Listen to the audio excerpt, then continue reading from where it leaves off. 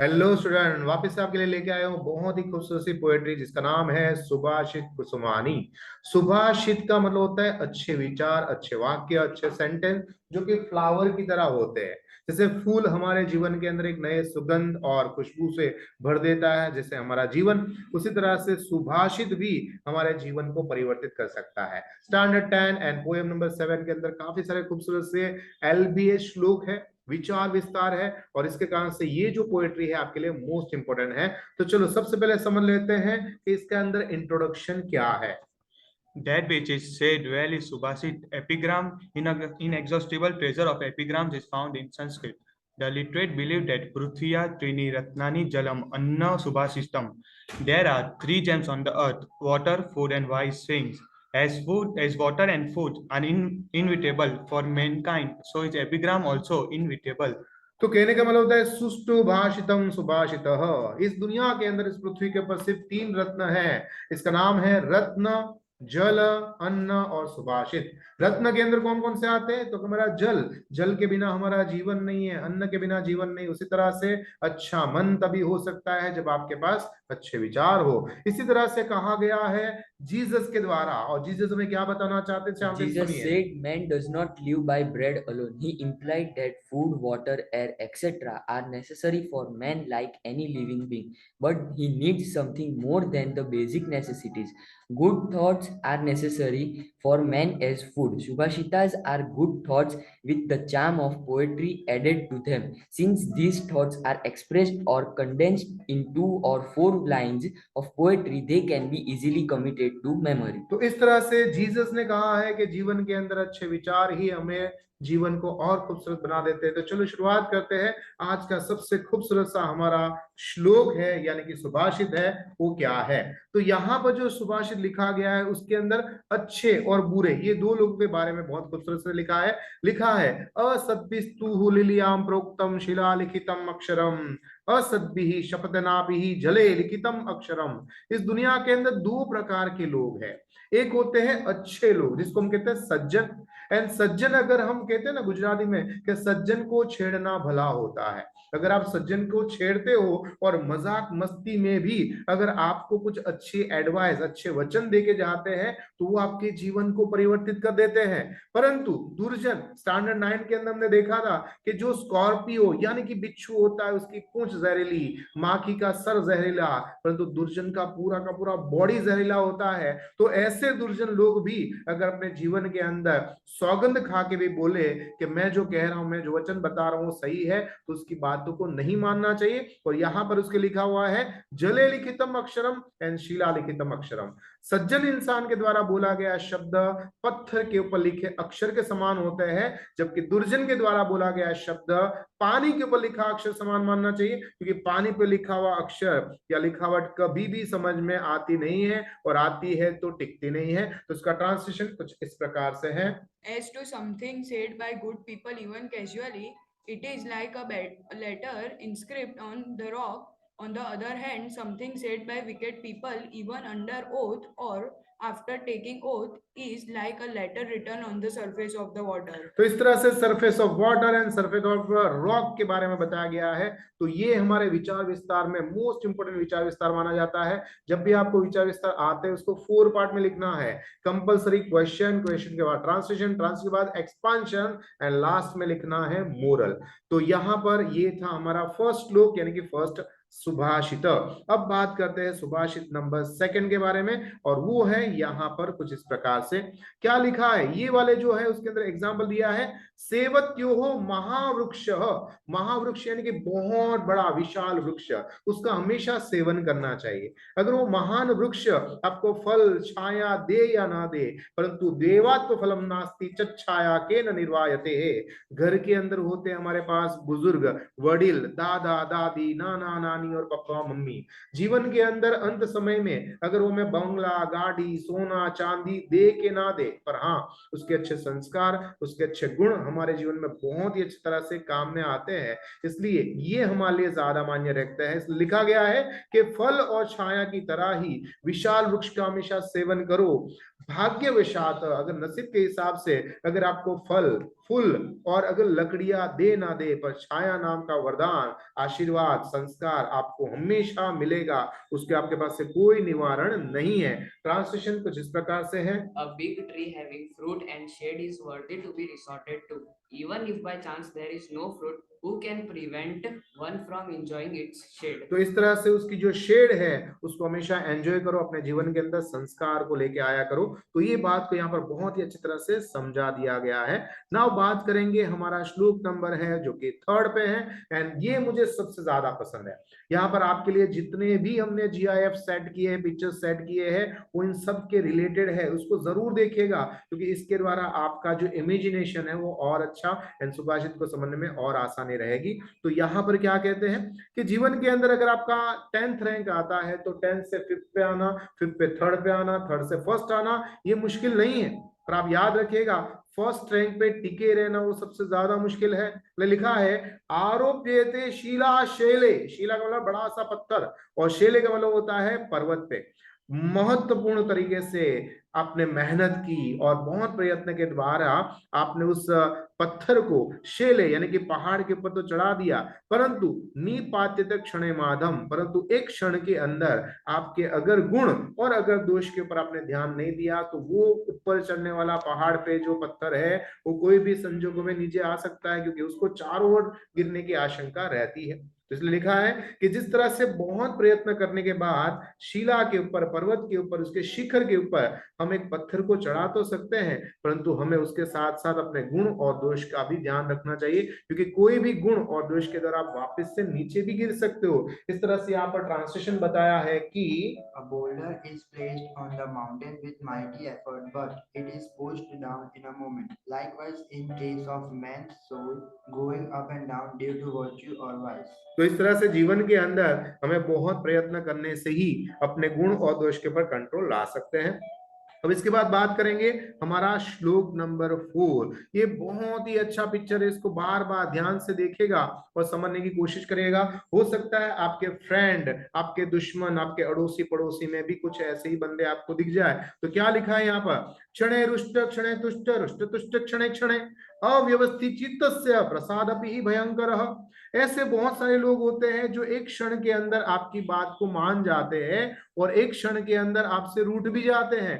तो ऐसा जिसका मन अव्यवस्थित है, जिसका चित्त अव्यवस्थित है, उसके द्वारा मिला गया अगर आपको गिफ्ट है, कोई प्रसाद है, कोई चीज है, वो भी स्वीकार मत करना, क्योंकि जितना इजीली वो आपके पास से वो दे देते हैं उतना इजीली ले भी लेंगे, क्योंकि कहीं पर भी वो आपका अपमान करने के लिए हिचकिचाएंगे नहीं। सो बेटर है कि हमें अपना आत्मसम्मान रखने के लिए ऐसे लोगों से हमेशा दूर रखना चाहिए। तो यहाँ पर ट्रांसलेशन दिया है कि He is displeased in this moment and pleased in the next moment. Even a favor from one whose mind is deranged is terrible to be feared. तो इस तरह से ऐसे लोगों से हमेशा दूर रहिएगा तो आपका जीवन बहुत ही सुखी और समृद्ध रहेगा।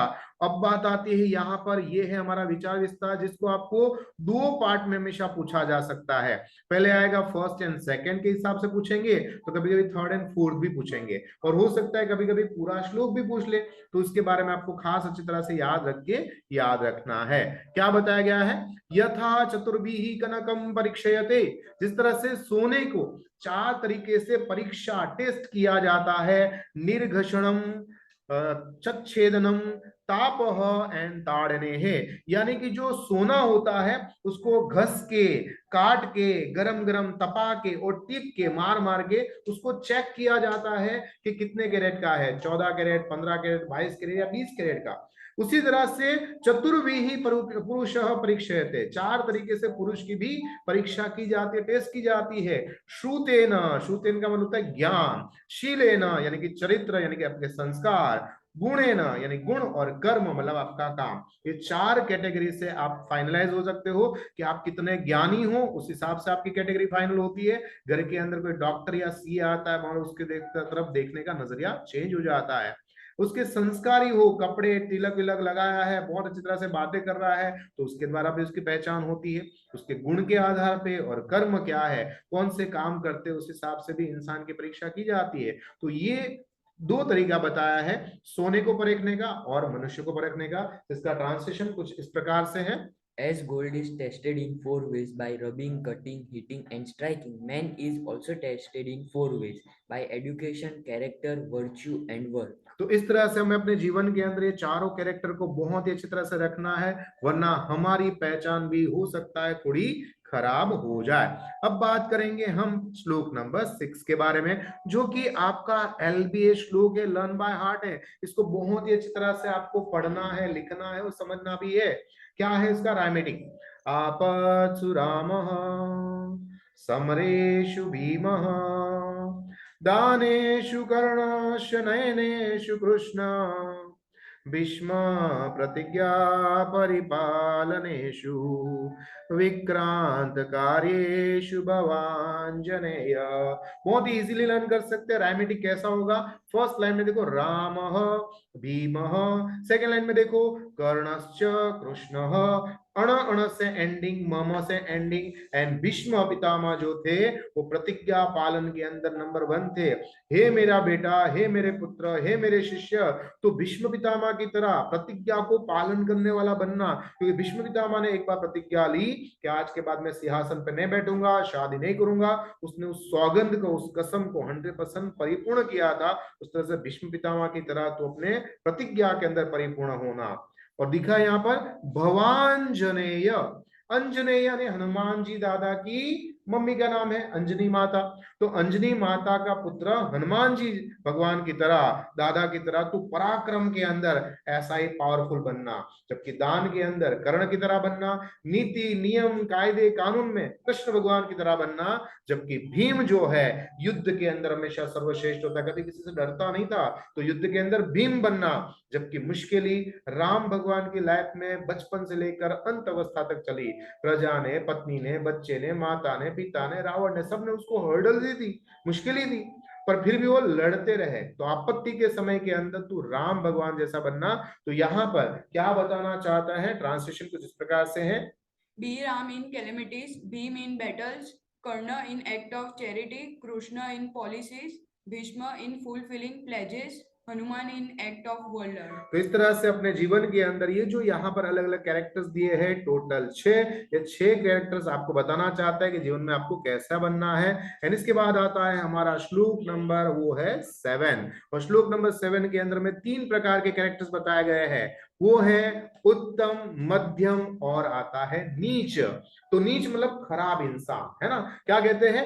प्रारंभतः न खलु विघ्न भयेन नीचो हो, प्रारंभ विघ्न भीता विरमति ही मध्याः, विघ्ने है पुनः पुनरपि ही प्रतिहन्यमानाः, प्रारंभतः चो उत्तम जनाः न परित्यजन्ति ही। उत्तम इंसान वो है जो मुश्किलें हर जगह पर आती है। एक सामान्य भिखारी होता है, उसकी लाइफ में भी मुश्किल ही है। एक बड़ा सा पॉलिटिशियन होता है या उद्योगपति होता है, बिजनेसमैन होता है, उसकी लाइफ में भी मुश्किल ही है। मेरी लाइफ में यानी कि टीचर की लाइफ में, तो स्टूडेंट की लाइफ में भी है। हाउस वाइफ तो पतिदेव की लाइफ में भी है, रोगी और निरोगी की लाइफ में भी है। तो मुश्किलें हर जगह आती है, पर उत्तम इंसान वो है कि मुश्किलें तो बार बार बार बार आती रहे, पर मैं तेरा सामना करता रहूंगा, मैं हारूंगा नहीं। वो इंसान उत्तम माना जाता है। परंतु मध्यम कौन है? मुश्किलें आती है और आती है तो धीरे धीरे सामना करने के बाद आधे रास्ते पे छोड़ देता है। मध्य विरमंती ही, वो मध्यम पुरुष है। जबकि नीच इंसान कौन सा है कि शुरू तो कर देता है, पर विघ्न के, हर्डल्स के, मुश्किल के भय से वो इंसान दूसरे दिन ही उस चीज को बंद कर देता है। जैसे मेरा एक मित्र है, उसने शुरू किया क्या तो कि मेडिकल स्टोर, और दूसरे दिन गया तो मेडिकल स्टोर बंद थी। मैंने बोला क्यों बंद कर दिया? बोला मेरी दवाई खा के कोई मर गया तो, एंड भाई साहब ने दुकान बंद कर दी। तो मुश्किल तो आएगी, कहां पर मुश्किल नहीं है, कहां पर मृत्यु नहीं है, हर जगह पर है। तो यहाँ पर उसका ट्रांसलेशन है जो कि कुछ इस प्रकार से है। Indeed, the beginning of any work is not made by the lower person owing to fear of obstacles. The middle ones stop after starting when they are struck down by difficulties. Once having started, the best kind of person do not give up even though they are best with difficulties again and again. तो again and again difficulty आते रहेंगी, परंतु मैं हूं जो उसका हमेशा सामना करता ही रहूंगा। तो इस तरह से हमें दिए गए हैं अलग अलग 7 श्लोक यानी सुभाषित। अब यहाँ पर है मस्कुलाइन, यानी कि जो भी पुल्लिंग शब्द होगा उसके एंड में हमेशा डबल डॉट रहता है। फेमिनाइन होता है उसके अंदर आ ई से एंडिंग होता है। और न्यूट्रल यानी कि नपुंसकलिंग जो होता है उसके एंड में हमेशा म या बिंदी से एंड होता है, इसको खास याद रखिएगा। नाम की जगह इस्तेमाल होता है उसको प्रोनाउन कहते हैं, जैसे केन इज अ क्वेश्चन मार्क है। ऑब्जेक्टिव बताया गया शिलालिखितम अक्षरम, याद रखिएगा अक्षरम शिलालिखितम। चच्छाया महावृक्ष के बारे में बताया गया है। एंड एडवर्ब दिए गए हैं अदह एंड अद्येवः। इसके अलावा यहाँ पर अलग अलग समास दिए हैं जो कि टेक्स्ट बुक में है, और साथ में दिए हैं संधि।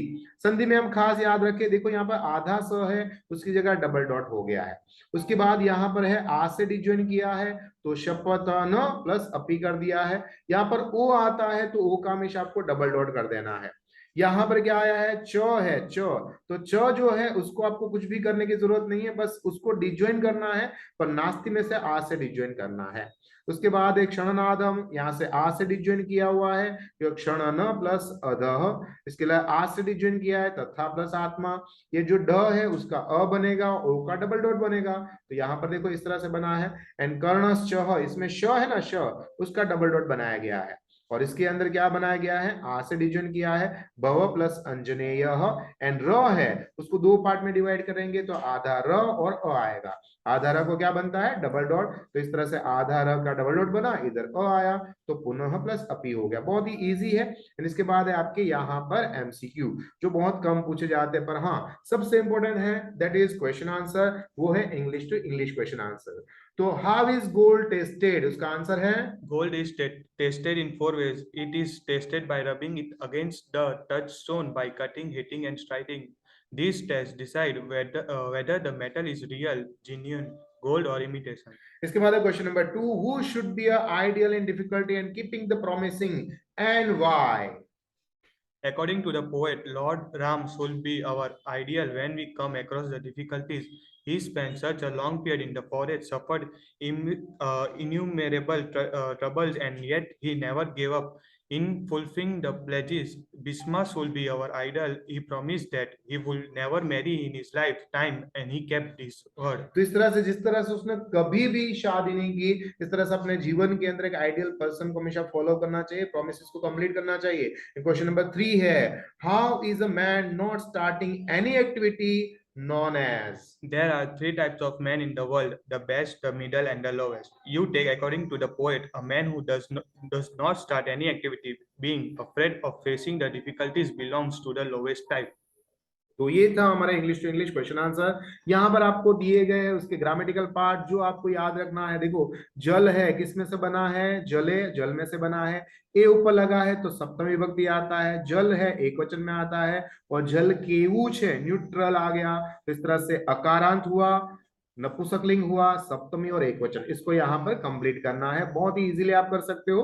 और इसके बाद आपको दिया गया है यहाँ पर अर्थ विस्तार। अर्थ विस्तार को बहुत अच्छी तरह से करना है, और वो है यहाँ पर यथा चतुर्भिः कनकम परीक्षयते निर्गशनम चच्छेदनम तात और ताड़ेन। तो सबसे पहले ट्रांसलेशन, एक्सपांशन एंड लास्ट में moral. As gold is tested in four ways: by rubbing, cutting, hitting, and striking. Man is tested in four ways: by education, character, virtues, and work. In the first line, the four ways in which gold is tested are given. Real, genuine gold shines brighter after doing through this test. Fake gold does not. Similarly, man is judged in the society not by his appearance or dress, but by his knowledge, character, virtues, and work. Knowledge, character, and virtues are reflected in his work and behavior. From these words, we know the importance of developing good qualities, character, knowledge, and doing good work to prove our moral. We should try to develop good qualities. Okay तो ये था हमारा first. उसके बाद आता है second, सेवत्यो महावृक्षम फल चच्छाया संबंधी ही यदि देवात्व फल नास्ति चच्छाया न केन निर्वायति। इसका सबसे पहले देना है ट्रांसलेशन, एक्सपांशन, लास्ट आएगा moral. Translation: A big tree having fruit and shade is worthy to be resorted to even if by chance there is no fruit. Who can prevent one from enjoying its shade? Expression of meaning: A big tree has many things to offer: fruit, shade, pleasant sound of rustling leaves. A great man is like a big tree. If you take shelter under a big tree, you are bound to enjoy its cool shade, and if you are lucky, you may even have a chance to eat its fruit. Similarly, when you are in company of a great man, you are sure to be benefited in some way or the other. Moral: being is the company of great persons is always beneficial. तो हमेशा जीवन के अंदर अच्छे लोगों के साथ company रखो तो आपको कोई परेशानी होने वाली नहीं है। और ये है हमारा एलबीए श्लोक जो आपको पहले से भी मैंने बता दिया है।